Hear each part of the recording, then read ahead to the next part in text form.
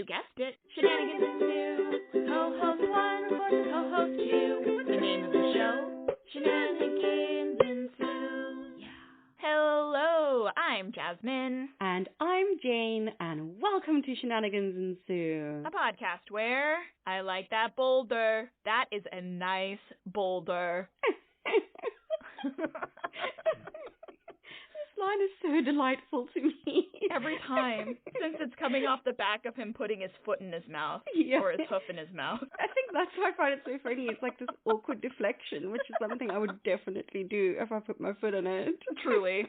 Each episode will watch a rom-com and discuss its merits as a member of the rom-com genre. We'll cover well-worn classics, hidden gems, and everything in between. We'll give you our unsolicited opinion on every trope, caper, and flim-flam the film used, or maybe abused. And of course, the Shenanigans!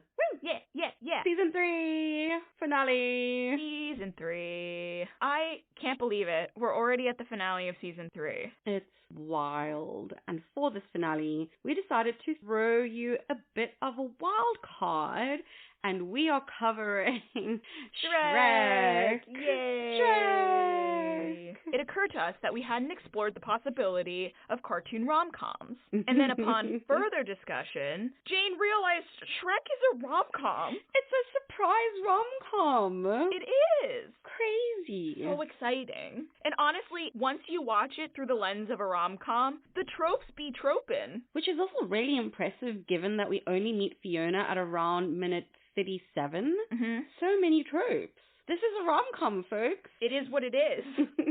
And we were just so tickled by this. We thought we'd bring you something a little bit zany, a little unexpected as we wrap up Season 3. Why not? Yeah, why not? It's our show and we'll do what we wanna. We're the producers, so we can do what we wanna. We have no sponsors, so we can do what we want. Oh, yeah. I love answering to just myself. So, if somehow you've managed to avoid this film for the last 2 decades. Somehow. I don't know how. It's everywhere. Yeah, but we'll give you a quick plot synopsis. Do it. In a bid to get his swamp back, Shrek and Donkey set out on a quest to rescue Princess Fiona on behalf of Lord Farquaad. But this seemingly straightforward quest becomes more complicated than expected. Shenanigans ensue! The complication is feelings, guys. Also, she has a point right when they rescue her. Yeah. Why the hell isn't he rescuing her himself? Exactly. The person who does the rescuing is the one who falls in love. That's Then be the rules. ironclad I don't make the rules rule. here. Yeah. I'm so sorry. Someone made the rules. Storytelling, as we know it throughout the history of time, has made the rules. And that's why she didn't end up with Lord Farquaad. Mm-hmm. So they were magically bound.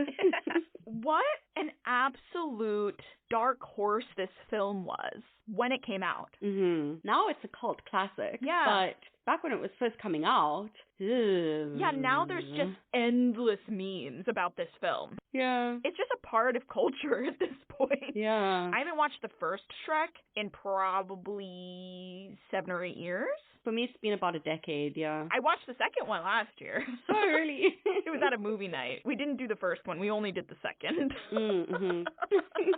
What a great little romp. It holds up. Yeah. Surprisingly. Really impressive. Even in terms of the animation, technology has progressed by quite a bit since then. But honestly, it's still really, really good. I think they've done a little bit of digital improvements on the ones that are available for streaming at this point. Yeah. But not a significant amount. I'm sure plenty of people have heard this by now, but this was the little production that could. Like a sad little afterthought that nobody thought was even going to make it to production because of how many issues they had. And coming from DreamWorks as well, which was not at the time really wildly known. Competing aggressively with Pixar. And now you can't escape it. Truly. But it was still so much fun to engage with this, again, through the lens of analyzing it and like appreciating it in a different way. And once you do look at it through the rom-com lens, you will notice all of the incredible tropes that I'm going to list for you now. So many. We have narration. We've got, God, the most music has done in the mostiest way. Ever. This film is inextricably linked with Smash Mouth in my brain. I swear there are some songs in this that I learned as a kid because of this film. Yeah. Mm-hmm. We've got montages. They're fun. So many good ones. We've got a really good best friend. Eddie Murphy. God, I love you. We have hidden identity. Ooh. We've got enemies to lovers. We have a true love's kiss. Fairy tale rom-com. We have falling on top of each other. This is so funny. We've got a fake out kiss. It's a good one, too. Mm-hmm. We've got misunderstandings / being overheard. Oh, heartbreaking. Yeah, they did a really good job writing it because it makes sense that what she said and how he perceived it. Absolutely. And lastly, we've got the beloved, awkward as hell, stopping a wedding. This one's made especially fun because instead of it being awkward, it's just funny because everyone's terrified of the ogre. Yeah. So vibes are totally different. There's another layer to it. So, because music is doing the most, Please. all caps, I'm going to handle this slightly differently than we usually do. Okay. And when we talk about other tropes or talk about shenanigans, I'm going to mention if music's doing the most in it. Because my list is so long, it will be incredibly boring to listen to me list almost every scene in the film. No, that's perfect. So we'll just hit them as we go. Yeah. What do I want to do? Well, obviously I want to do montages. Obviously. Such a good montage at the beginning. Oh, so much fun. A day in the life of the ogre at the very beginning, as soon as he's used the fairy tale book as toilet paper. Love this montage. Living his best swamp life. Hashtag swamp life. And with this, we have the fairy tale book and the theme that goes throughout, which they play around with quite a lot. Yeah. Which they introduce it right at the top, so you know what you're getting. We have the fairy tale. And then Shrek is like, what a load of, because it's a kid's movie. He's going to say shit, flushes the toilet. Sorry, flushes the outhouse. Oh, the outhouse, excuse me, not the toilet. So funny to me. You're right. And we go so hard with somebody once told me. It's fantastic. You know what occurred to me, and I haven't looked to see whether or not this is the case, but since Shrek is based off of a children's book that came out a while before that, I wonder if that's actually the first few pages of the children's book, word for word. Oh, true. That would be fun if it was. So maybe we'll look that up and we'll drop it somewhere for everyone. Yes, I'll put it in the stories. But yeah, all the little bits that he does, showering in the mud, just to then go take a dunk in the pond scum water. Chaos.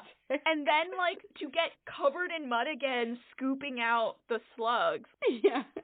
The toothpaste he uses, some sort of insect. Yeah. The bowl of eyeballs. Where did he get so many eyeballs? I don't know. Practicing his roar at the mirror, which instantly breaks. It's just such a fun sequence. Yeah, and then to wrap it up with the town folks coming with their pitchforks and then him just scaring the hell out of all of them. It's just really a delightful day in the life. Yeah. Oh, gosh. Oh, I love the Shrek fighting everybody montage. Right? It's so fun. And Donkey, being allowed to participate from the sidelines. Yeah, he tags him in and Donkey does a killer headbutt.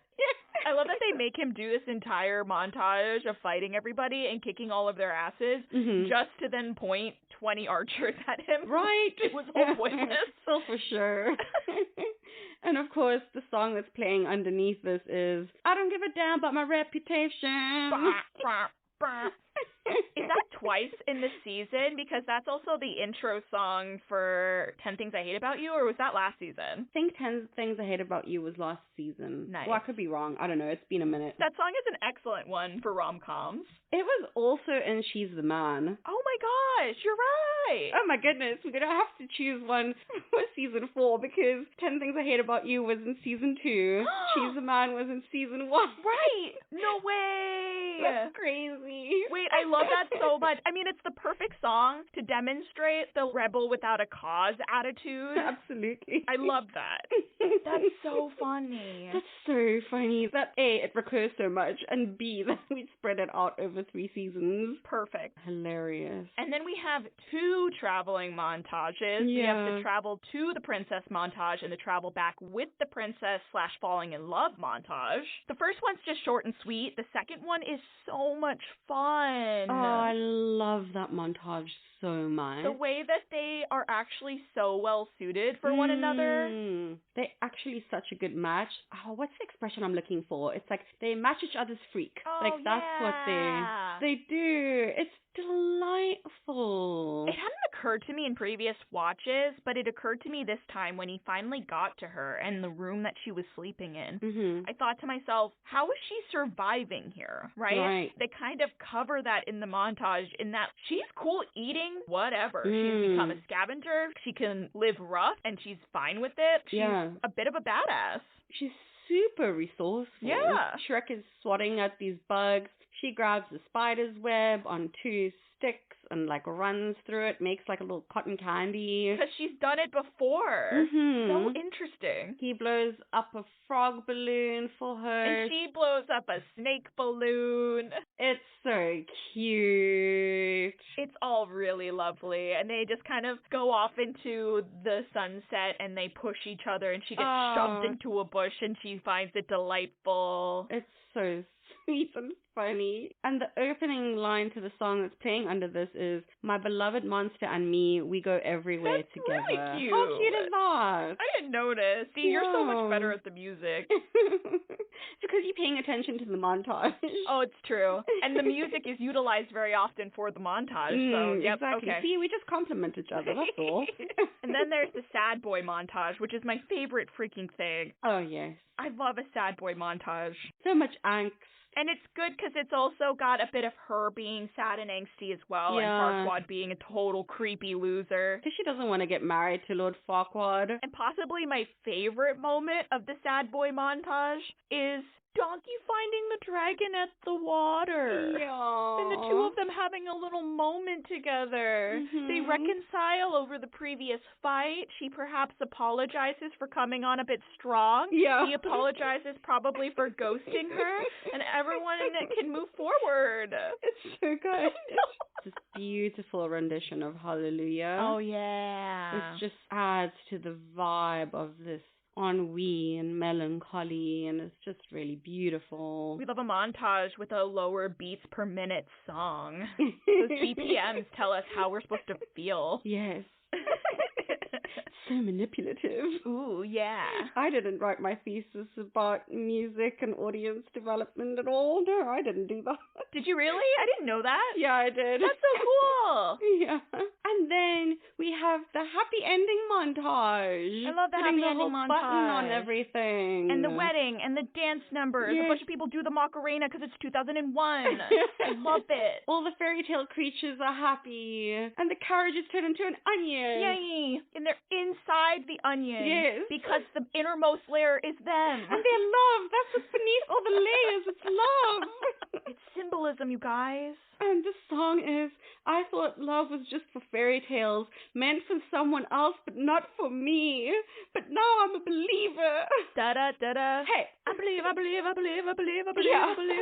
Like, how do you watch this and not feel great and energized?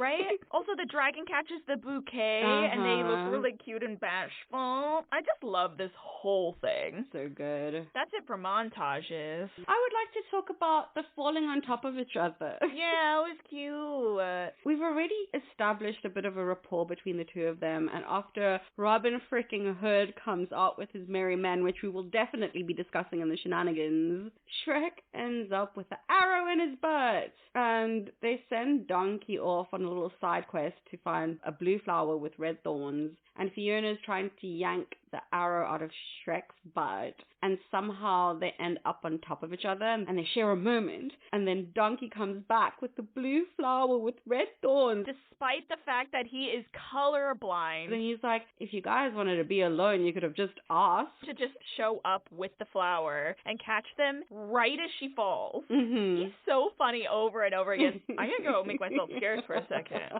Oh, Donkey. I love Donkey. He's so great. He has got the sweetest, kindest heart. He does the thing that I hate in real life, but I do think is quite charming. It's just the kind of person who can't sit in the silence. It drives me absolutely bonkers in real life, but Donkey is coming from a place where it's not an egotistical thing, which I think is like an impetus for a lot of other people. Yeah. But Donkey's just like, I just want to like make friends with you. Oh, look it, I saw something else, and here's my esoteric stream of thought.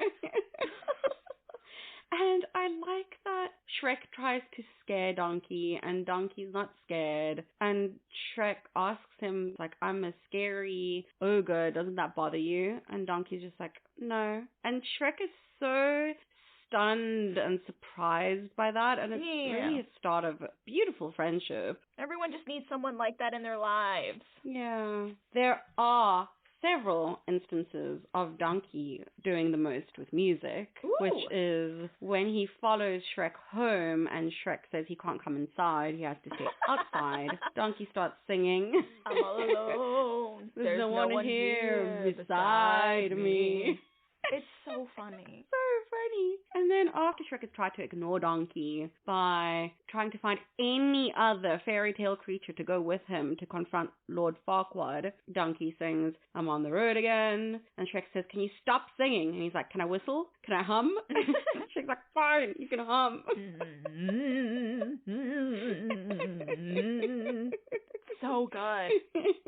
He would drive me insane in real life. Yeah. But I love him in this. Because I do know people like that, and it drives me absolutely up the wall, except he's so heartful that I can't be bothered by it. Yeah. The last instance I want to speak about Donkey and music doing the most is when he's riling Shrek up to go stop the wedding, and he puts his hoofs up on Shrek's chest, and he sings, you got to try a little tenderness. Chicks dig that romantic crap. It's so good. This was so right after he had the heart-to-heart with Fiona after finding out. Yeah. Yeah, he's trying to do his friend a solid. He is. It's when they're standing outside as the wedding's progressing, and Shrek is trying to get the courage to go in and stop it. Oh, yeah. I love Donkey. And he was right that you probably should wait for the speak now moment, but yeah, we missed it. Like, just as a character, he's the perfect comic relief. And the perfect best friend. And Eddie Murphy just does it so well. There's so many lines that have become so quotable because of the way they've been delivered and not necessarily for how they read on the page, you know? It's so good. Another one of my favorite things, too, is Donkey as a best friend is quite straightforward. He's big head empty energy.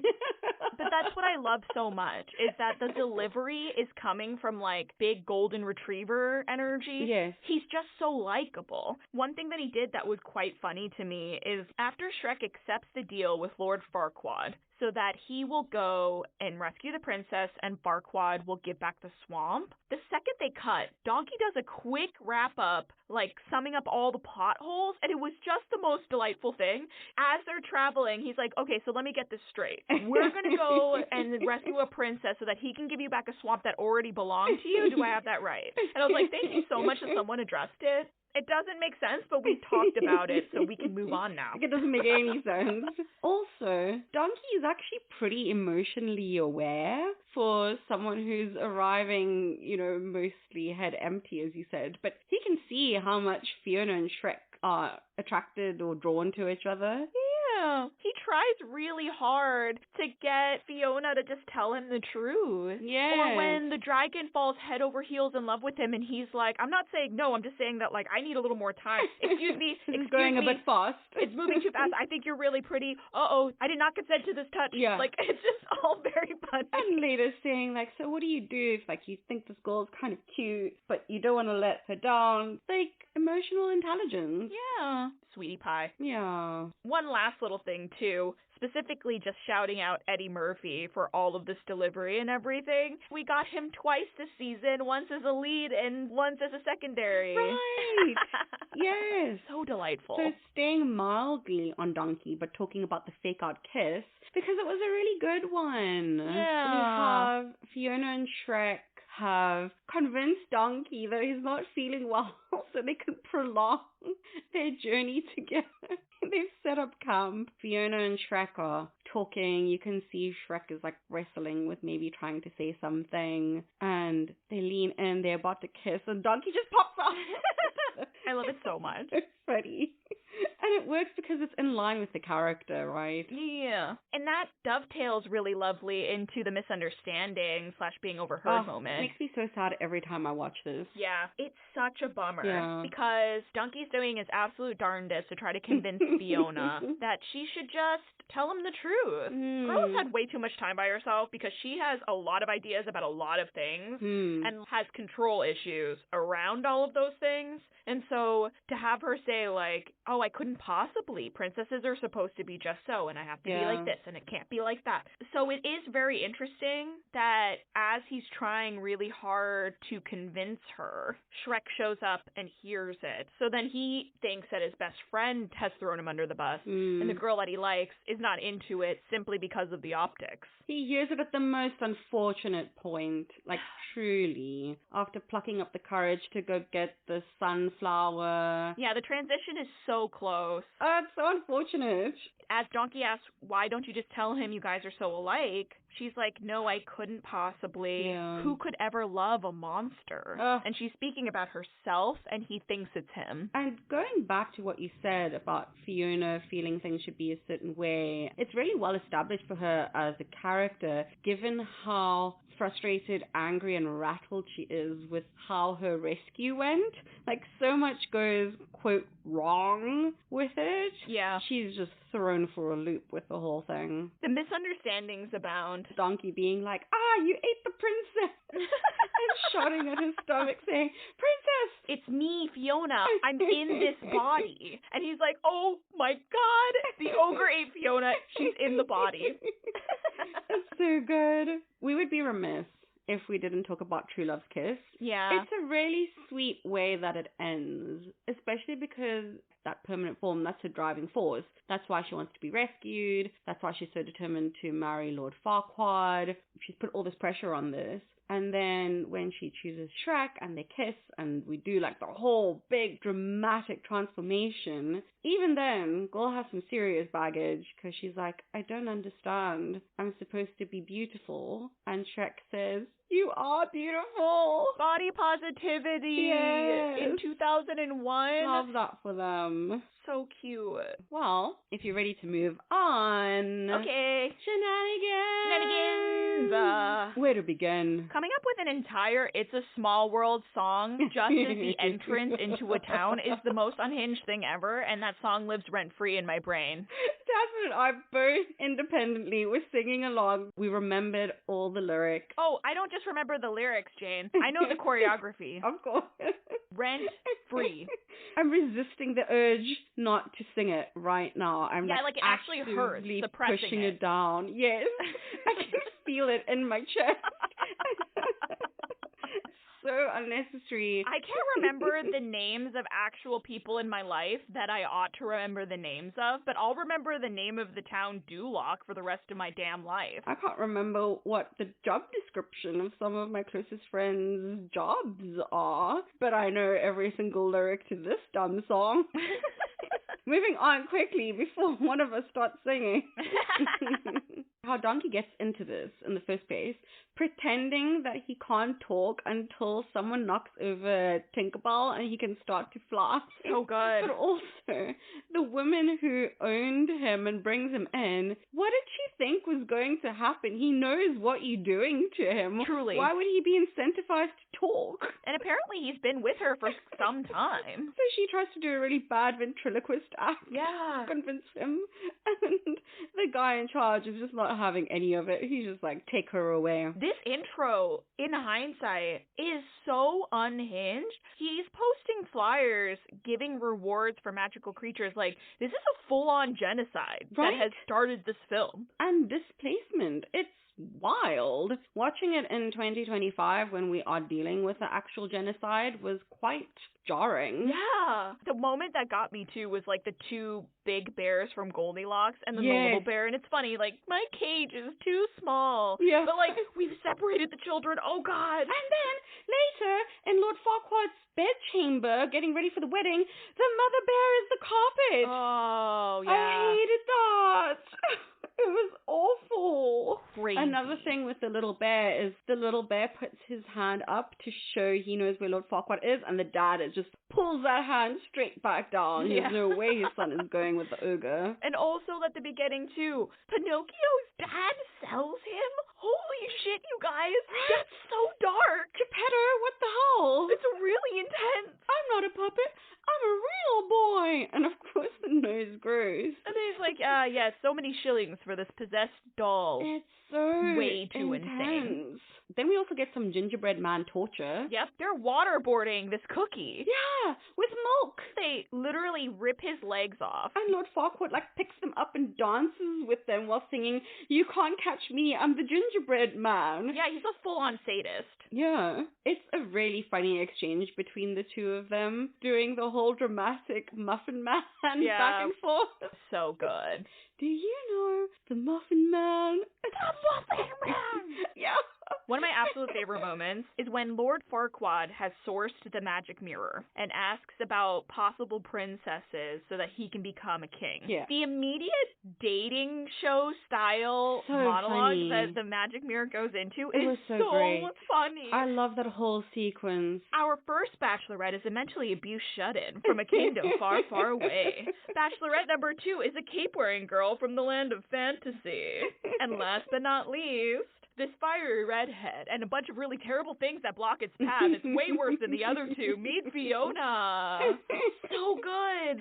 What was so funny about that is we have two instances in the short sequence of music doing the most. We have the game show music going under all these blurbs being read. Yeah. And part of Fiona's blurb is saying she enjoys pina coladas. And when Farquaad picks her, it goes hard. If you like pina coladas. The attention to detail is so good. It's clearly the worst option. The most difficult. Yeah, if what you're trying to do is get Quickie married so you can become a king, that was the wrong choice, my guy. Which also the logic of this, I need to see a rule book in terms of royalty in this world, because by marrying a princess, how does that make you a king? And even in some monarchies, even if you marry a queen, you don't get to become a king. I guess, we're doing an old school one where, women can't inherit power, I suppose. Yeah. We're assuming a much more male focus. But still, how are we going from lord? We're just skipping right over prince and going straight to king because he married a princess. Yep. It's so silly. Not super logical. Mm-mm. And also, spoiler alert for him, Sleeping Beauty is literally at Shrek's house. He could have just picked up Sleeping Beauty really quick and brought her back over. Problem solved. Movie never had to happen. Yeah, literally. He gets his swamp back, he lives by himself. The end. Talking a little bit more about this. The The exploding bird? Yes, that's exactly what I was going to talk about. Diabolical. We didn't know that was going to happen. She's just wandering around while the guys are sleeping, singing ha, and the bird replies with, Yeah. and then she keeps going higher and higher and higher until she's shrieking. She's just screaming, and this poor bird is trying to match shame and blows up. The smoldering feet. And then to add insult to injury, she eats the bird's children. They wake up and she's like, "How do you like your eggs?" So crazy. Oh no. We also have the ha ha ha music playing overhead as Shrek approaches Fiona in the tower. When Shrek is recovering from his fall, Fiona is peeking at him. Oh yeah. Trying to rearrange, holding her flowers, making sure she's alright. Music swells, and then he just shakes her away. That whole subsequent scene between the two of them is just the most perfect example of expectations versus reality. It's so good. And obviously this is ratcheted up to an 11, but there are women who have like these fairy tale fantasies, and you build up this knight in shining armor coming to save you mentality around things, and then when the reality shows up and he's shaking you awake, he's gonna make this work, but it's not gonna be great. It's so funny to watch her brain break as she adjusts to a new reality. She's trying so hard to make it into what she's been imagining probably for years, and it's just not going like that. And truly, like, every person who's ever had this kind of mentality can learn from how quickly she adapts. Bless her heart, she tries though. And she speaks in like this old-timey-ish, put on Shakespeare-esque language as well. So like, dumb. Try to give him a favor. This is a token of my appreciation. Hands him this handkerchief and he just like wipes the soot off his face. Like, thanks. As he's dragging her along, she's saying like, you know, you should be reciting me a poem or a sonnet, a limerick. Anything. I know, poor baby. It must be really freaking boring in that tower. She's been dreaming of her rescue for a long time. Oh, yeah. She's been practicing in the mirror for, like, years. So, like, she has an expectation of how it's going to go. It is very funny how she speaks in that way, trying to get the romance going. And then when she breaks that and will scream. It's so funny. When she breaks that, it's really entertaining. She's so intense, and also Cameron Diaz's voice work for that character is incredible as she goes between the two. It's so fun. She shouts at him, "You didn't slay the dragon? The other knights did this, and this, and da-da-da." And Shrek's like, yeah, right before they were burnt to a crisp. It's on his to-do list. It worked out real well for these guys. Yup. The whole Robin Hood and his merry fricking men. So dumb. I love that she just takes them out. No means no. Mm-hmm. And now, instead of listening to her, you're going to bring in all your guys to start a dance number nobody asked for. She's not having any of it. That's bad. That's bad. That's really, really bad. So funny. And that she has had enough time to not only make fake scenarios for her life, but to learn incredible amounts of self-defense. It's just so fun. Matrix style choreography. Literally pulling a Matrix 360. So good. So funny. I also just want to give a quick second to shout out the incredible John Lithgow and Lord Farquaad. What a great villain. Such a good villain. He's so annoying and so funny. And so pompous and entitled. Truly. And just the condescension. The perfect voice for that kind of character. What was interesting as well is I didn't realize until looking up the IMDb that I knew who voiced Shrek, Princess Fiona, and Donkey, but I didn't know who voiced Lord Farquaad until today. Really? Yeah. I love that guy. Yeah, he's great. When I finally realized his versatility and how much I appreciated him as an actor was his story arc in Dexter. Such a fan. I was so tickled when I saw his name next to Lord Farquaad. I was like, yes, of course. He's another person who the delivery of these lines is absolutely attributed to him. Yeah. Like, how many people are going to be able to say, some of you may die, but that's a sacrifice I'm willing to make? And, like, actually have that be funny and not just off-putting. Yes. Terrible. Just, like, how creepy he ends up being. Like, the way they animated him and his disgusting bed chambers with a round bed, asking to see Princess Fiona over and over again in the VHS mirror. And the mirror doing the rewind sound. It's literally like something that's been played so many times, so the music is starting to sound a bit warped. It's really good. I messed up my Little Mermaid VHS because I would fast forward through the scary part over and over again. Oh no, baby Jazz. Yeah, baby me fast forwarded through the scary part of The Little Mermaid so many times. If you were to find that VHS, it would automatically garble that section. Oh. That was a thing. Zoomers don't understand. No, it's okay. In terms of demographics, we are mostly a millennial pod listenership in any case. We have to talk about the whole onions have layers, ogres have layers, We both have layers. What a funny exchange between these two characters. Let's do something that's better. How about cake? Cake has layers. Everybody likes cake. Yeah. You know what else everybody likes? Parfait. Have you ever been like, hey, let's get parfaits? And someone's like, no, I don't like parfaits because that's just impossible. Everybody likes parfaits. This is what I mean when I say head empty. Donkey's just not getting it at all. We're talking about layers. Parfait can kind of have layers, and now we're talking about cakes. It's taking it so literally. Yeah. Listen to my uninterrupted stream of consciousness. So funny. Before even the layers part, Shrek is like, ogres are like onions. And Donkey's like, they both smell really bad. It was like 3 different things, and the last one was unhinged. If you leave it out in the sun, he turns brown, and then he gets shriveled out a little bit. It's those white, hairy little things. So much funny, dumb writing. I love it so much. It's such a fun. Also, for such a children's film, there was an incredible amount of penis jokes. An unbelievable I amount. thought you were going to say, like, adult jokes. Nope, specifically penis. In addition to all the other adult content. Well, like, most of the adult content is, like, penis jokes. He gets hit in the nuts when he's going down the slide with the 2 of them. The fact that they constantly make the overcompensating joke over and over and over again. About Lord Farquaad. Yeah. And the height of the castle thing. Yeah. Which is enormous. And then wink, wink. There's, like, the whole thing when Donkey wakes up and he's having a full-on sex dream. Like, yeah. It's a lot of penis jokes.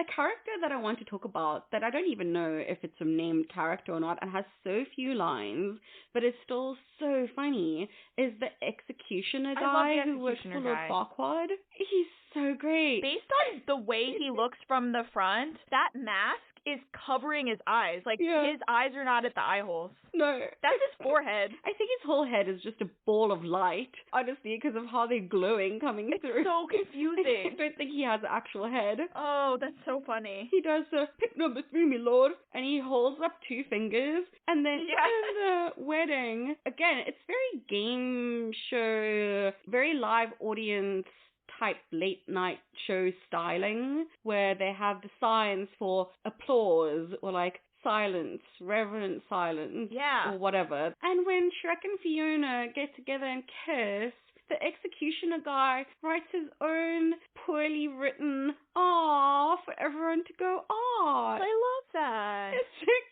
cute. Upon second glance at the image of the executioner, again, it's literally just green holes. And so, like, that's his forehead. And then I thought to myself, wait, that's the same color as Shrek. I'm now looking at his build. This guy's an ogre. He could very well be. No, look at him. That's an ogre. Yeah. Body type? That's basically Shrek's body. He just can't see shit. Little stick legs. I'll post this on stories as well. This is going to be a story-heavy one. And then I Googled it because I was like, that's crazy. That guy's an ogre. And apparently that is a well-loved fan theory. What? Oh, that's so great. And the rest of the fan theory is that this guy's hiding out basically in plain sight with Farquaad. Like, he's got gloves and everything. You can't see any of his skin, just like that little bit of eyeball forehead. Right. And the reason why is because of the fact that ogres are prosecuted in the Shrek universe. Oh, that's clever. He went deep undercover. Deep undercover. Keep your enemies close and all of that. Yeah. That's great. For his own protection.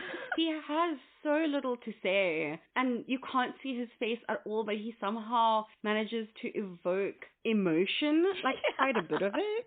It's really good. I kept thinking to myself, the animation is so much fun. They made so many fun choices. Even something as simple as the dragon chase and the collar getting put on her and then running through that big open area so she gets kind of twisted up and traps herself. Like, all the ways that the animation connects all of that and pulls her at the end. The ways that, like, all the different characters are dancing for the finale. The way that, like, you meet all the different fairy tale creatures in the swamp briefly. And they use the animation really well. I was watching Donkey in the background of a few of the scenes, and he's looking and reacting and changing emotionally based on what's happening around him. The reveal of the dragon being a girl dragon, when as she gets closer, suddenly the eyelashes elongate and the lipstick. Actually, I noted that this time because now I know that she's a girl dragon. The lipstick was always there. It was? I just didn't notice. And, like,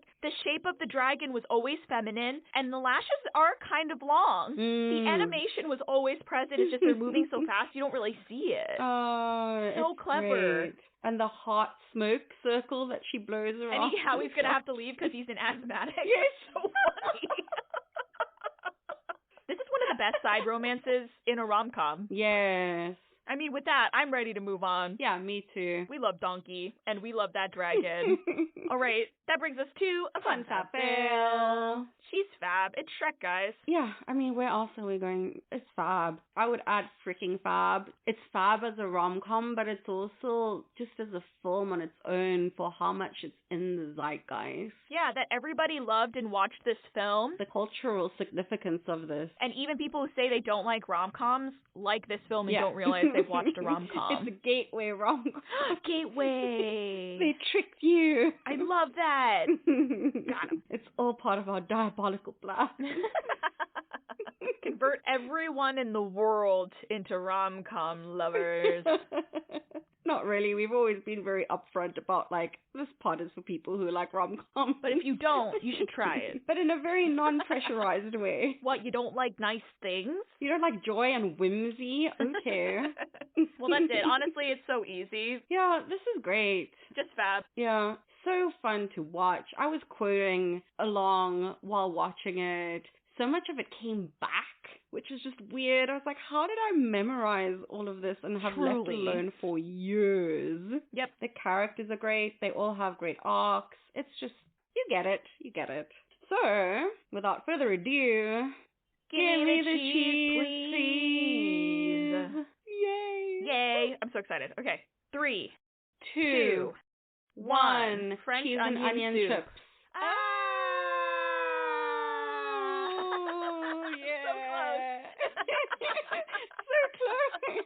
And I know why you picked it.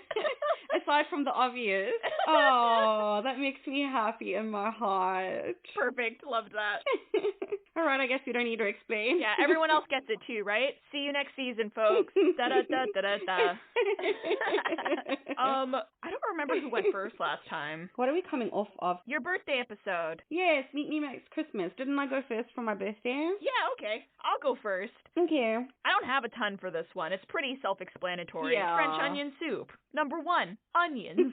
It had to have onions. Exactly. I don't make the rules. We didn't discuss the rules. Jane also followed the rules. Exactly. I had to. Yes. They were the rules, damn it. And French onion soup is one of my absolute favorite things. Oh, I didn't know that. Yeah, if I see it on a menu, I'm getting it. I will change my entree order if I'm not that hungry to accommodate the French onion soup. I adore French onion. Aside from just the onions, this like sweet savoriness of it, you've got your Gruyere on top, which is a bit of a nuttier cheese, just like how this film is a bit nutty. And it's also like a dark horse. You don't necessarily think of soup when you think of cheese. Yes. But this crispy, crackly cheese on the top of this delicious, decadent soup is just a thing of absolute beauty. It's delightful. It's so cozy.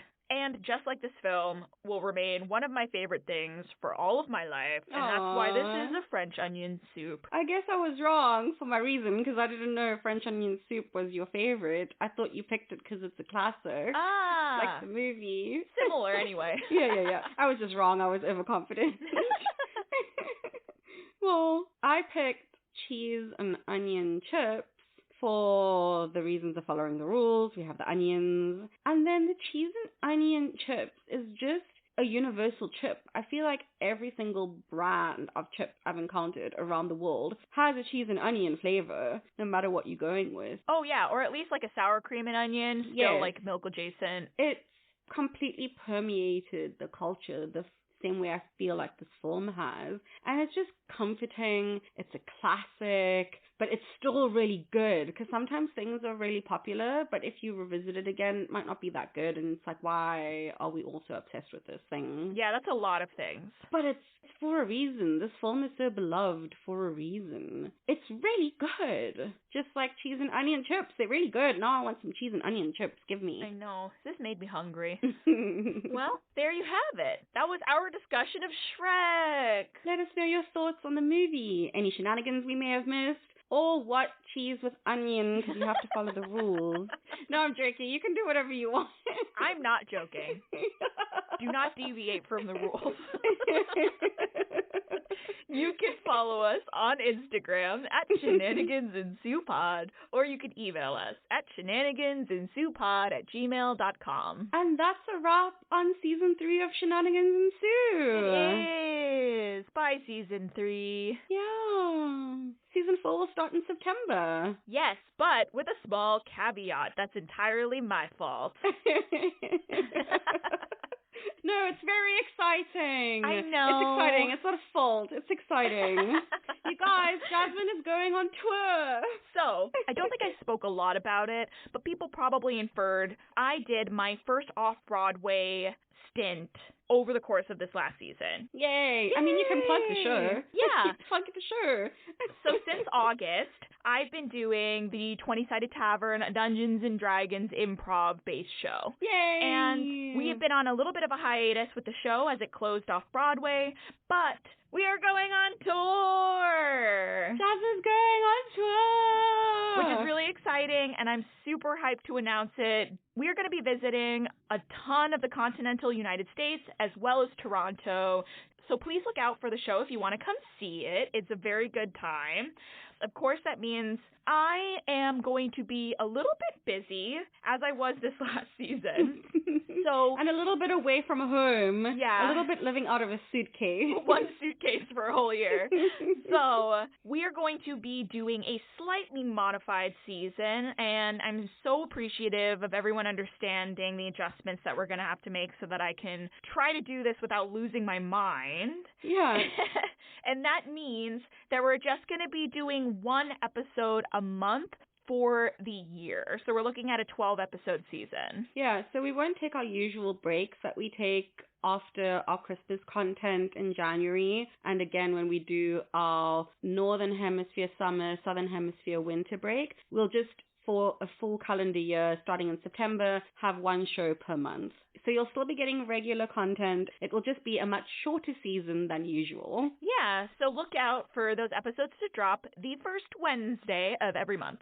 Yeah. So we'll be on a bit of a break, and we'll be back the first week of September for more shenanigans. We hope you'll join us next time, and until then, sometimes things are more than they seem. Bye. I was so surprised as we started it. This truly does tick all of the boxes of a rom-com. Yeah. This movie makes me so happy. This podcast makes me so happy. The sleeper rom-com of our generation. The film everyone saw but didn't know was a rom-com. Shrek. Who knew? This is actually a rom-com. This is billed as a children's movie. So funny. Amazing. See you in September.